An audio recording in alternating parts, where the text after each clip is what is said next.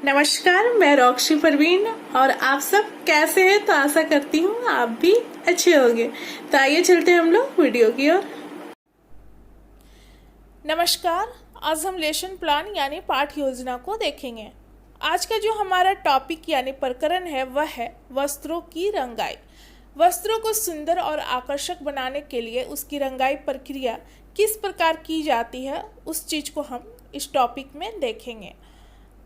तो आज का जो हमारा विषय है वह है गृह विज्ञान यानी होम साइंस, जबकि टॉपिक है हमारा वस्त्रों की रंगाई। तो गृह विज्ञान विषय से संबंधित अन्य टॉपिक के लेसन प्लान को आप प्ले लिस्ट में जाकर वहाँ से चेक कर सकते हैं। तो आइए देखते हैं हम लेसन प्लान। तो लेसन प्लान जब भी बनाना स्टार्ट करते हैं अपने रजिस्टर के लेफ्ट पेज से स्टार्ट करते हैं। सबसे पहले लिखते हैं विद्यालय का नाम, जिस विद्यालय में पढ़ाने के लिए जाना है, फिर अपना नाम लिखेंगे, फिर क्रमांक, फिर विषय हो जाएगा गृह विज्ञान, प्रकरण यहाँ पर हो जाएगा वस्त्रों की रंगाई। किस क्लास के लिए है तो 11th क्लास के लिए। कितने समय तक आपको पढ़ाना है तो 35 मिनट, और किस घंटे में पढ़ाना है तो आप अपने अनुसार लिखेंगे। डेट क्या है और सत्र कौन सा चल रहा है आपका, उस चीज़ को लिखेंगे। फिर उसके बाद समान उद्देश्य आता है जिसमें हम 5 पॉइंट लिखेंगे। तो पहला हो जाएगा छात्रों में गृह विज्ञान विषय के प्रति रुचि उत्पन्न करना। दूसरा है छात्रों में रचनात्मक विधि का विकास करना। तीसरा छात्रों में मानसिक शक्ति का विकास करना। चौथा छात्रों में घरेलू कार्यों के प्रति रुचि उत्पन्न करना। और 5वां नंबर हो जाएगा छात्रों को गृह विज्ञान का दैनिक जीवन में महत्व बताना। अब उसके बाद विशिष्ट उद्देश्य आएगा जिसमें कि हम 5 पॉइंट लिखेंगे। पहला, छात्र वस्त्रों की रंगाई के विषय में ज्ञान प्राप्त कर सकेंगे। दूसरा, छात्र वस्त्रों की रंगाई के विषय में जान सकेंगे तथा उसे परिभाषित कर पाएंगे। तीसरा, छात्र रंगों के प्रकार एवं स्रोतों का संश्लेषणात्मक अध्ययन कर सकेंगे। चौथा नंबर, छात्र वस्त्रों की रंगाई से संबंधित विषय को चार्ट पेपर द्वारा प्रदर्शित करने का कौशल विकसित कर सकेंगे। और 5वां नंबर हो जाएगा छात्रों में वस्त्रों की रंगाई विषय से संबंधित पत्र पत्रिकाओं को पढ़ने की रुचि विकसित हो सकेगी। अब उसके बाद हम अगले पेज में आएंगे, राइट पेज में। यहाँ पर लिखेंगे सहायक शिक्षण सामग्री, यानी कि पढ़ाने के दौरान आप किन सामग्री का प्रयोग करेंगे उस चीज़ को लिखेंगे। तो यहाँ पर हो जाएगा चौक, डस्टर, मॉडल, चार्ट, संकेतक और अन्य शिक्षण सहायक सामग्री। फिर उसके बाद यहाँ पर शिक्षण विधि में लिखेंगे व्याख्यान एवं प्रश्नोत्तर विधि। और पूर्व ज्ञान में हो जाएगा कि छात्र जो है वस्त्रों की रंगाई के बारे में सामान्य जानकारी रखते हैं, यानी कि उनको इस विषय में बहुत पहले से थोड़ी बहुत जानकारी है। वर्ग व्यवस्था में हो जाएगा छात्र अध्यापक या अध्यापिका अपनी सुविधा के अनुसार वर्ग को व्यवस्थित करेंगे। फिर उसके बाद प्रस्तावना का यहाँ 2 कॉलम बनता है, एक छात्र अध्यापक या अध्यापिका कथन और एक छात्र संभावित उत्तर।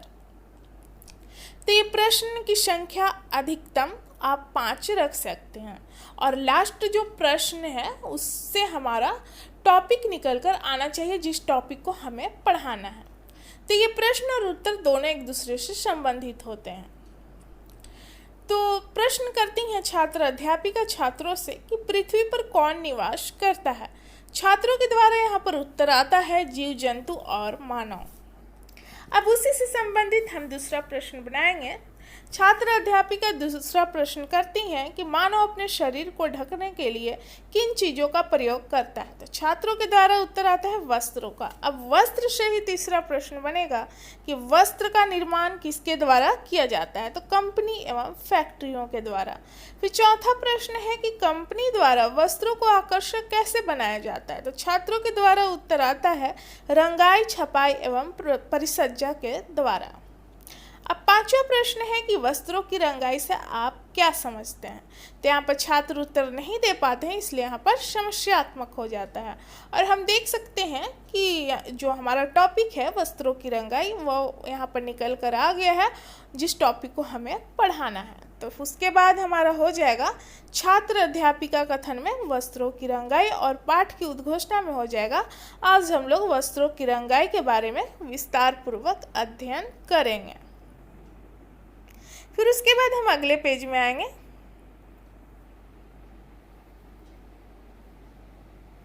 जिसे प्रस्तुतिकरण के नाम से जाना जाता है। यहाँ पे 4 कॉलम बनेगा।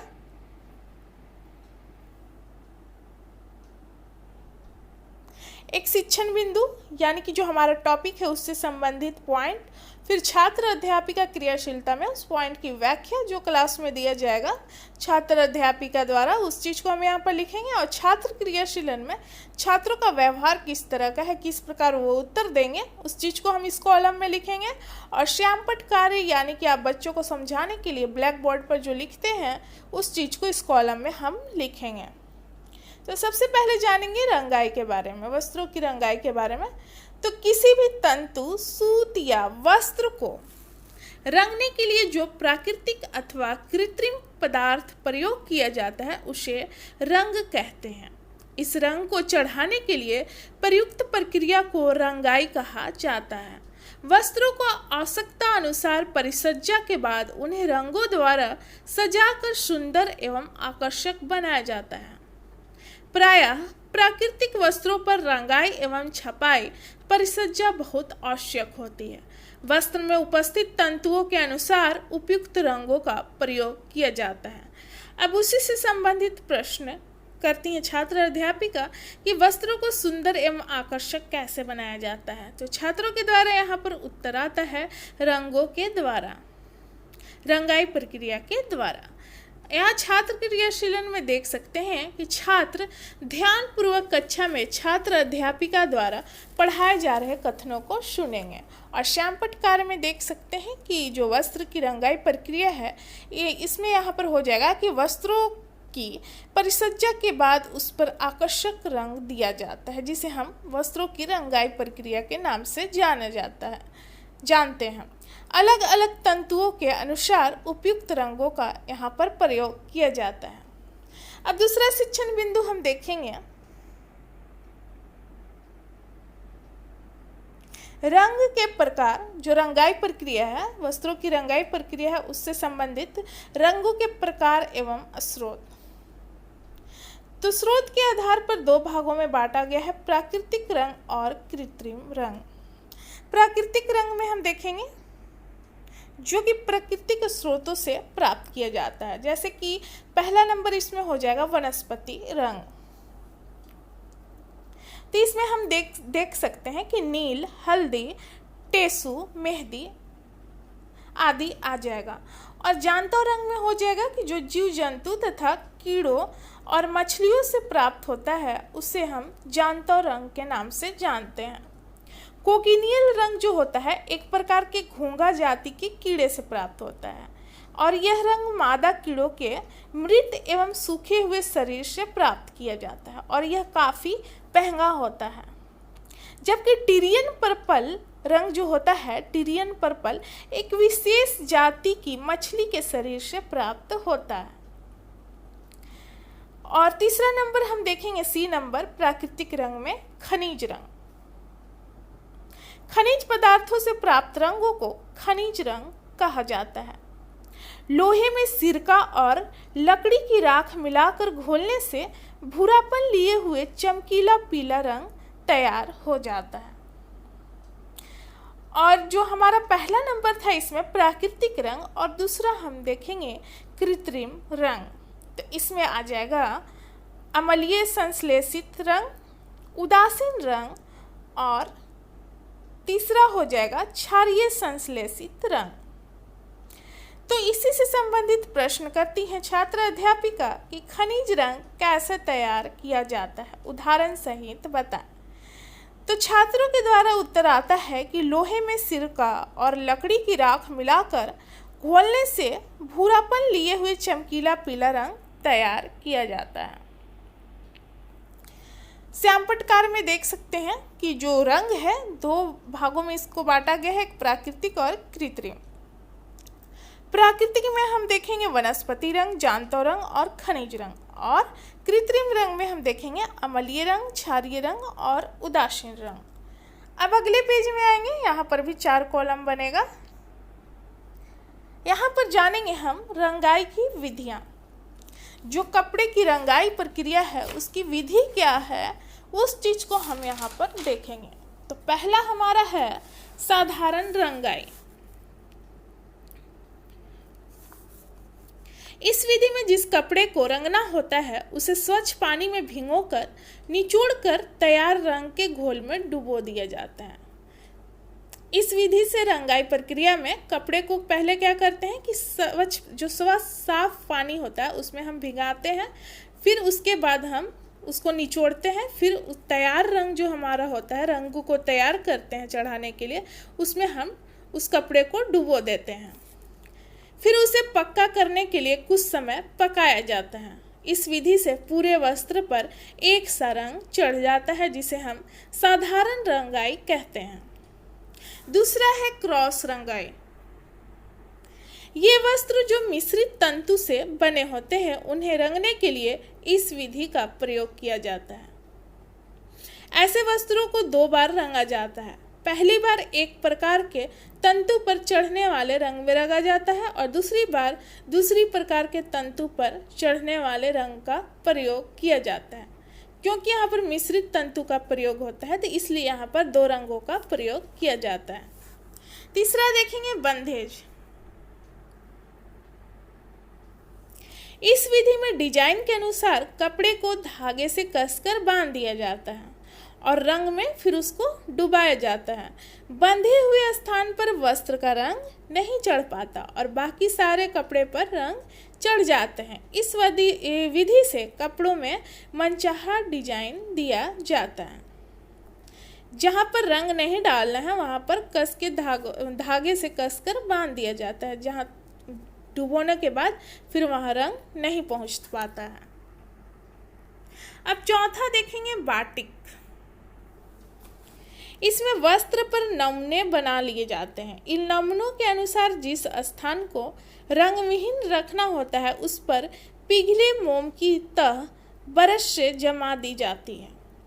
संपूर्ण वस्त्र को रंग में डुबोने से वे स्थान रंग जाते हैं जिन पर मोम नहीं रहता है और शेष स्थान रंगविहीन रह जाते हैं जहाँ पर मोम रहता है।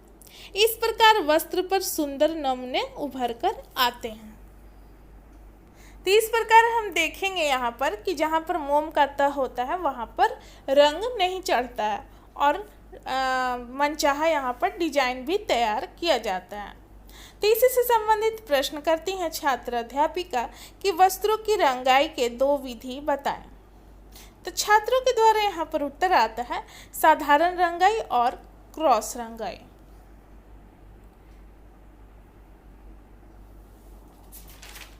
छात्र क्रियाशीलन में देख सकते हैं कि छात्र श्यामपट्ट में लिखे जा रहे वाक्यों को अपनी कॉपी में लिखेंगे और कक्षा में छात्र अनुशासन बनाए रखेंगे। रंगाई की विधियाँ श्यामपट्टकार में देखेंगे साधारण रंगाई, क्रॉस रंगाई, बंधेज और बाटिक।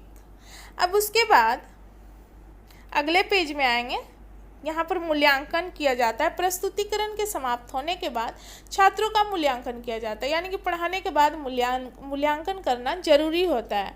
एक शिक्षक मूल्यांकन के आधार पर ही पता लगाते हैं कि बच्चों ने कितना समझा है, जो चीज़ पढ़ाया गया है बच्चों को कितना समझ में आया है। तो ये प्रश्न क्लास में ही किया जाता है जिसका उत्तर बच्चे क्लास में ही देते हैं। तो पहला प्रश्न है कि वस्त्रों की रंगाई क्या है। दूसरा, वस्त्रों को सुंदर एवं आकर्षक कैसे बनाया जाता है। तीसरा, वस्त्रों के लिए रंगों की प्राप्ति के स्रोत क्या है। चौथा, साधारण रंगाई क्या है और पांचवा, क्रॉस रंगाई क्या है।